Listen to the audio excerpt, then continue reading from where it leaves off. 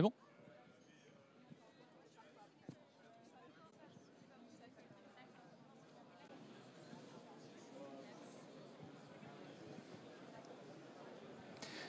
Bonjour, merci pour votre présence sur un sujet haut complexe qui est industrie du futur et compétences.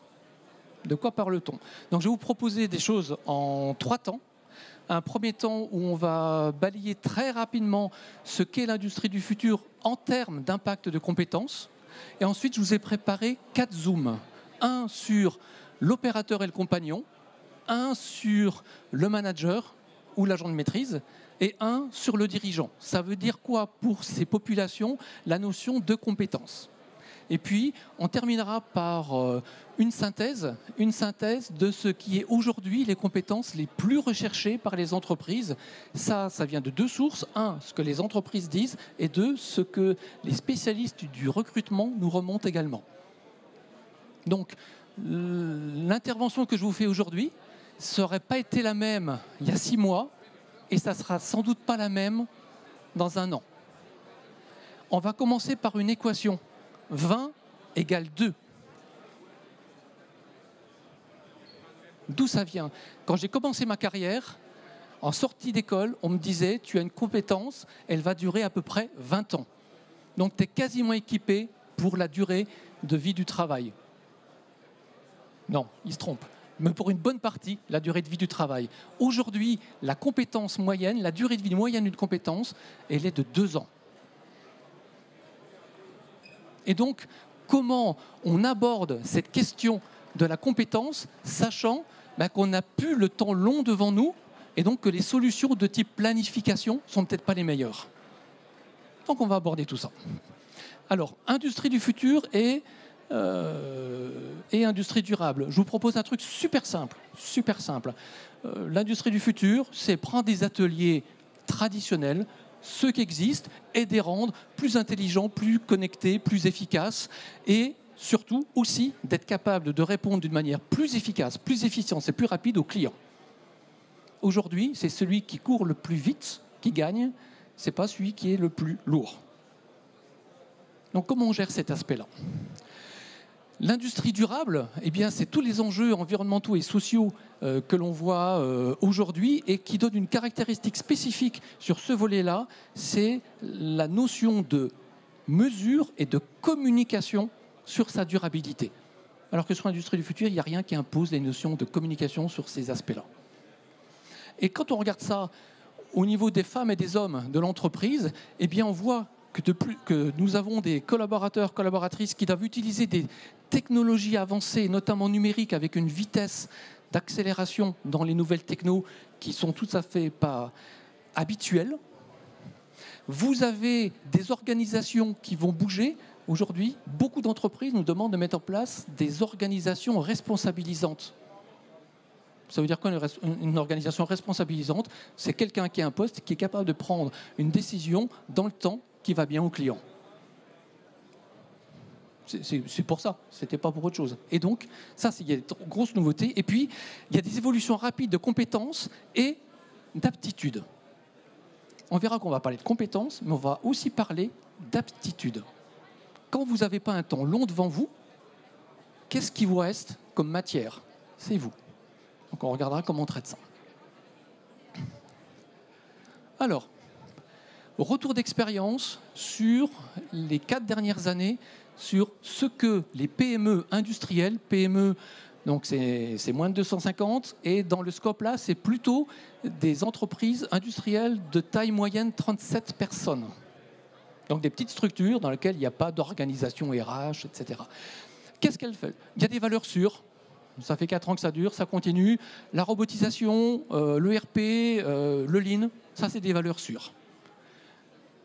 En croissance ces 2 dernières années, tout ce qui est pilotage d'atelier, mettre un petit peu de l'intelligence au niveau des machines, la notion de contrôle et de métrologie digitalisée et innovant. Voilà. L'opérateur qui a ces informations pour décider. Le fait que les pièces se baladent un petit peu toutes seules dans l'atelier. Et donc ça sort. Et puis, en croissance sur ces 2 dernières années aussi, eh bien, les entreprises mécaniciennes, même celles qui font que du copeau, réfléchissent à marketing stratégique, marketing via le digital et la vente en ligne. Imaginez pour des spécialistes de la machine, passer là-dessus, c'est un sacré gap. Donc là, elles sont dessus. Et puis, voilà la forte poussée actuellement. Et la forte poussée, c'est comment je prends une décision et je décide alors que devant moi, j'ai une boîte noire et je ne peux pas l'éclairer avec les statistiques du passé. Comment je décide dans l'incertain? Ça c'est vraiment quelque chose qui pousse beaucoup. Comment je rends mon entreprise attractive pour que les gens, pour que je puisse recruter et que lorsque je réussis à recruter quelqu'un, que la personne puisse rester dans l'entreprise. La notion d'attractivité est vraiment quelque chose de clé. La transformation vers des organisations responsabilisantes. Bah oui, l'agent de maîtrise qui avait été le meilleur technicien, qu'on a mis chef, c'est pas forcément un manager, et qu'on lui dit bah, demain tu vas être un animateur de groupe de projet ou que sais-je, il dit mais je sers à quoi moi? Ma légitimité, c'était de donner la réponse technique. Donc la responsabilisation, elle perturbe énormément l'organisation et en premier lieu l'agent de maîtrise. La capitalisation et la transmission des savoir-faire. Ouais, je fais partie des gens qui ont une expérience plus du passé que du futur dans l'industrie. Et donc on a un certain nombre de compétences, de savoir-faire, comment on les transfère? Comment on transfère les tours de main et les éléments clés? Vraie question aujourd'hui. Et puis, bien évidemment, l'efficacité énergétique et environnementale. Et tout ça, pourquoi les entreprises font ça? Pourquoi elles font ces aspects-là? C'est pour avoir des autonomies de décision dans les équipes de production, c'est pour avoir des données fiables qui se passent la main, ce qu'on appelle l'interconnexion et la continuité de données au travers de l'entreprise, c'est avoir moins de papier dans l'atelier, pas parce que les gens ne veulent pas de papier, mais parce qu'il n'est jamais à jour. Les gammes changent sans arrêt, donc il n'est jamais à jour, le papier. Donc comment je fais ça? Et puis, c'est aussi de mettre de l'intelligence dans les procédés, et c'est là où on voit le fort développement de l'intelligence artificielle, qui va être capable, à un non-expert, de comprendre ce qui se passe dans sa bécane, dans sa machine, dans son procédé. Donc, pour mieux analyser et comprendre comment il fonctionne. Voilà. Donc, les compétences et les aptitudes. Voilà. Ben, quand on regarde sur la production et les BE, il y a des logiciels avancés. Alors, c'est quoi la différence entre un logiciel et un logiciel avancé? Je vous donne juste un petit truc cognitif. Les logiciels avancés, ils sont en 3D. On n'a pas tous la capacité de voir dans l'espace. Et on prend évident que voilà, je vais numériser toutes les choses, ça sera en 3D. Ben, il y a plein de gens qui ne savent pas faire ça. Donc c'est aussi simple que ça parfois. Voilà, donc des éléments que vous connaissez. Au niveau achat, même dans les PME, c'est les notions de commerce électronique. Comment j'analyse les données clients? Combien de fois, quand on va dans une entreprise, on dit qu'est-ce que vous connaissez vraiment du client? Ben, on connaît des choses quand on lui a vendu un objet, mais après on ne sait plus. Ben, c'est dommage, hein, parce que vous avez mis beaucoup d'énergie pour capter le client, et maintenant que vous l'avez, ben, vous n'en profitez pas pour le fidéliser. Bon, voilà.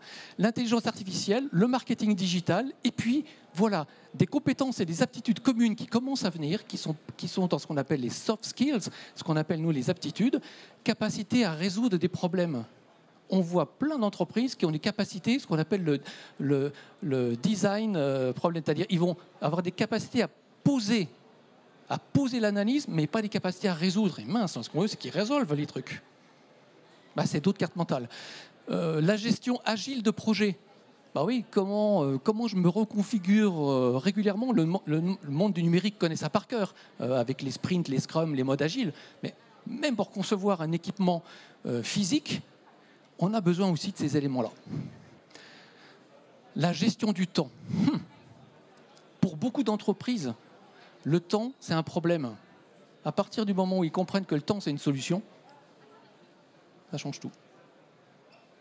Le temps, c'est la mesure de là où est mis la priorité. Donc c'est extrêmement révélateur des valeurs et des cultures. La com, la collaboration et la capacité de s'adapter. Ça, c'est général. Un petit zoom sur le manager. Eh ben, le manager dans une entreprise 4.0, il doit comprendre et gérer la complexité. Le processus devient de plus en plus complexe. Et comment il comprend cette complexité alors que c'est peut-être plus un super technicien? Donc, je ne suis plus technicien, on me demande autre chose, mais c'est plus technique. Un peu bizarre, hein, mais ils vivent ça. Comment il favorise la collaboration entre les différentes parties prenantes? Je le dis autrement, un problème aujourd'hui, on ne peut plus le résoudre seul. Donc comment il est capable de faire bosser un mec du bureau d'études avec un mec du SAV pour se mettre d'accord sur une conception? Il y a un truc hyper simple à faire. Hein.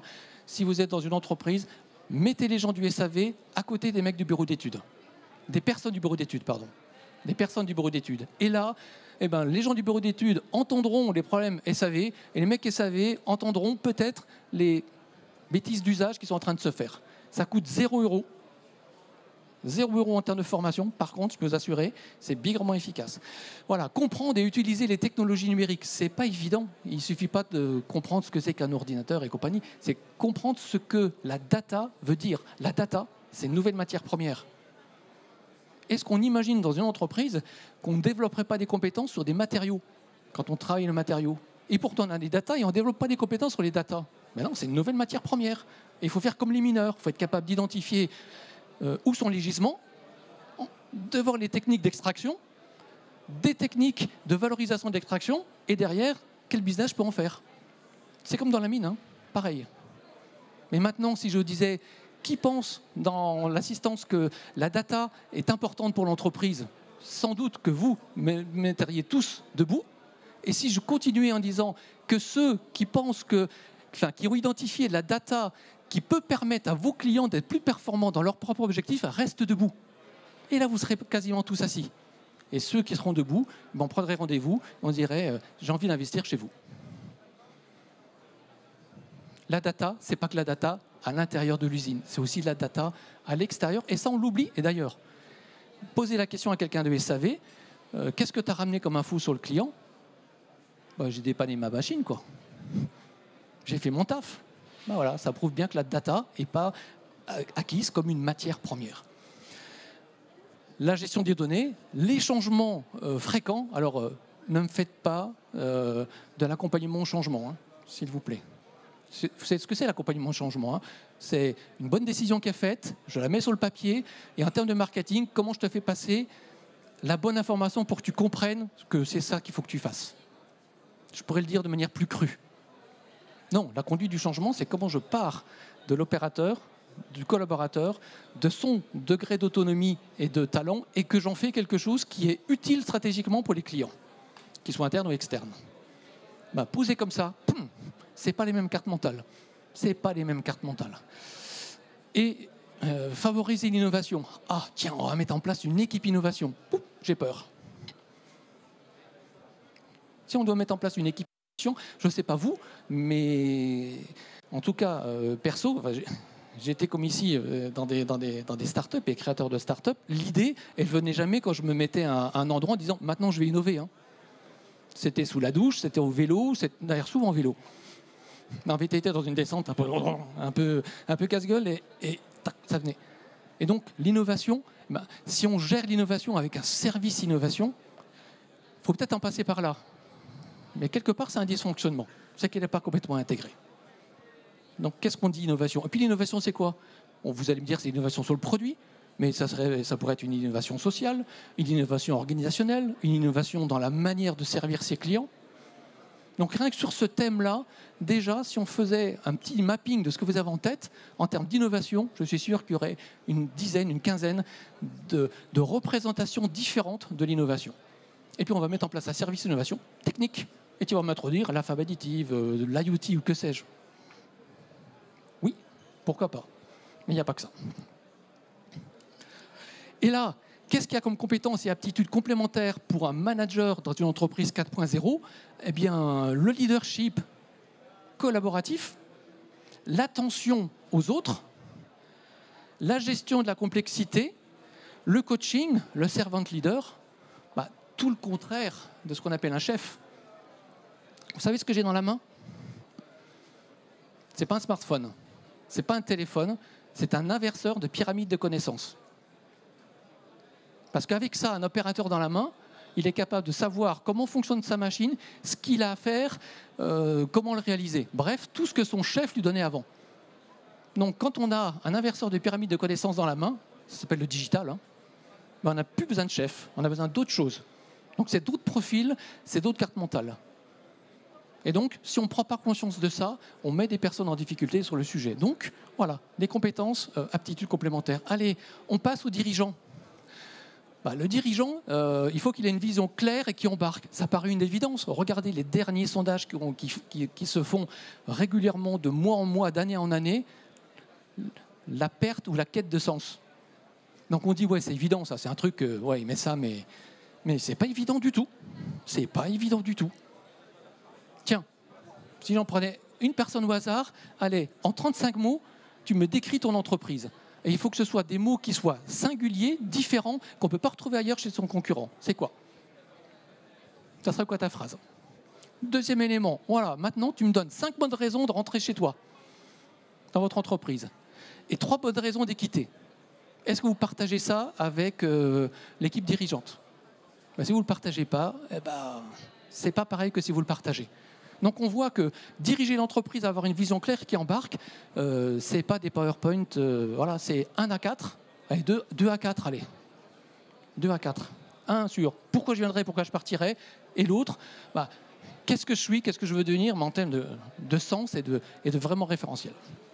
Développer une stratégie qui donne du sens, gérer des projets de transformation et le changement induit. Et ce n'est pas manager le changement, hein. Stimuler et financer l'innovation continue, ouais, c'est jamais fini. C'est jamais fini, la transformation. Donc comment je stimule l'innovation, mais comment je me mets aussi dans des situations de pouvoir la financer. Alors je peux la financer de plusieurs manières, avec des produits qui sont rentables aujourd'hui, qui vont me permettre de financer mes produits de demain. Mais comment je finance cet aspect-là? Mais si on n'y pense pas, bon, il y a des larmes qui coulent, quoi. Ou alors on dit, mais que font les acteurs qui devraient être là pour nous aider, quoi?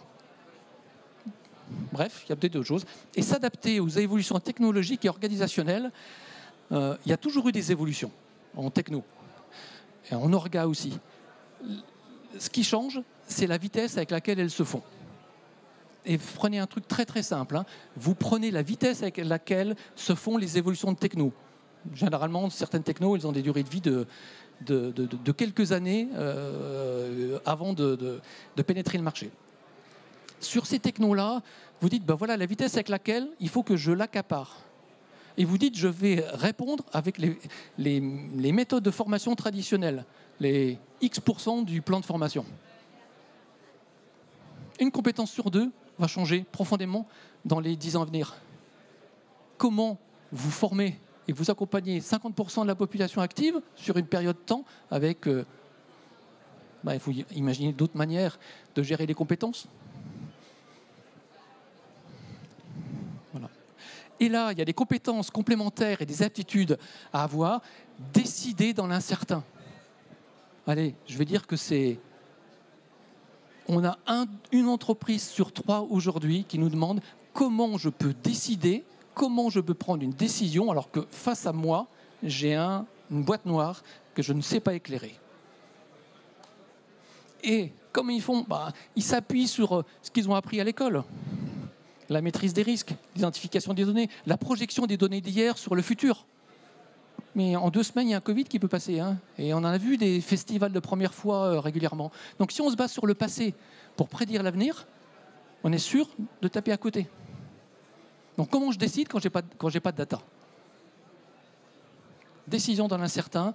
Si ça intéresse certains d'entre vous, vous tapez 3W, c'est facile à retenir, .incertain.fr, et c'est des chercheurs avec qui on travaille qui développent des méthodologies de décision dans l'incertain. Et ça tient sur un 1 à 4, encore une fois. Donc c'est bien pour les boîtes, peut-être moins pour les consultants, mais c'est vachement bien pour les boîtes. Et développer la réputation de l'entreprise. Oui, comment je donne envie de venir? Aujourd'hui, vous prenez n'importe quel jeune ici, la première chose, quand vous parlez, la première chose qu'il fait, là, il va déjà sur les réseaux sociaux pour regarder qui vous êtes. Est-ce que vous méritez de parler, quoi? Qu'est-ce que tu as déjà dit par le passé? Puis derrière, ils vont aller sur Glassdoor ou autre pour regarder qu'est-ce que les employés disent d'eux. Donc ça se pilote la réputation de la boîte. Quand on n'arrive pas à recruter, ce n'est pas que parce qu'il n'y a pas la compétence sur le marché. C'est ça aussi, mais ce n'est pas que pour ça. Et il y a des entreprises qui n'ont pas de difficulté à recruter. C'est bien d'aller regarder leurs bonnes pratiques. Donc voilà, compétences et aptitudes. Et puis, il y a des autres aptitudes et compétences cognitives à développer. Là, ouais, ça paraît simple. Moi, c'est des mois et des mois de travail derrière ça pour essayer d'identifier quelles sont les aptitudes et les compétences qui sont cognitives, parce que vous trouverez, si c'est technique, vous saurez le faire tout seul, vous n'avez pas besoin de nous pour le faire, mais les aptitudes et les compétences cognitives à développer et pourquoi elles sont faites et à qui elles s'adressent. On voit entre des logiques de raisonnement, le raisonnement spatial, on en a parlé tout à l'heure, la pensée critique. Vous avez jamais entendu parler dans la boîte dans laquelle vous êtes ou que vous accompagnez? On a toujours fait comme ça. Hein? Voilà. L'intelligence émotionnelle. Ouais.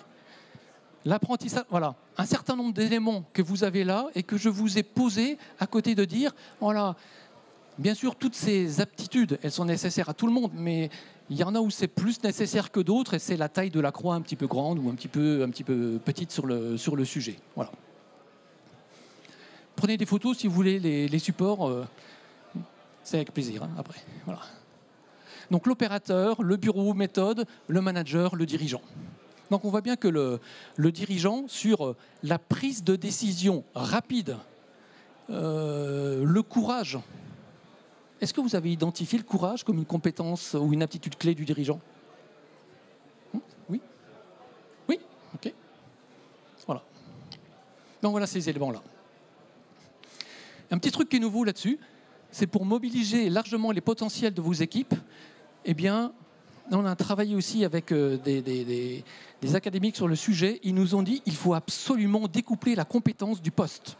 Aujourd'hui, on définit des postes et on regarde les compétences liées au poste. Comme le poste bouge régulièrement, ben c'est jamais à jour. Donc découpler la compétence et le poste. Ça facile à dire, mais c'est une innovation là-dessus. Et puis, par contre, faites un couplage projet ou mission et aptitude. Je découple compétences poste et je couple projet et aptitude. Ça donne quoi un petit peu en rapide? Eh bien, sur les processus stables, ben vous faites un référentiel de compétences, vous faites de la GPEC, vous cherchez à optimiser. Voilà. Lorsque vous êtes sur les projets variables, eh bien, vous regardez l'aptitude et la motivation. Nous, on parle dans nos méthodos de dynamique, de transformation et de mutation des métiers, plutôt que de compétences liées au métier, ce qu'on appelle la DT2M. Et puis là, on est dans une logique de valorisation des potentiels via les aptitudes et les motivations. Donc, pour un projet, un objectif, une mission, eh bien, vous regardez qu'est-ce qui va permettre de relier ce qui est nécessaire pour ce projet avec les personnes que vous avez autour de vous. Parce que si vous dites pour ce projet, il me faut tel profil, il pleut toujours sur les gens mouillés. C'est toujours les mêmes qui se chopent l'averse.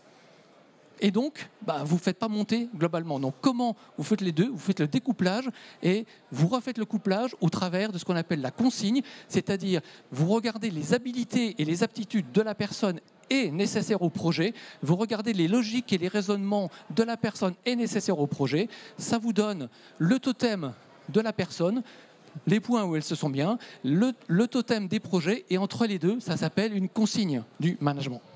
Et ça devient hyper simple, hyper simple.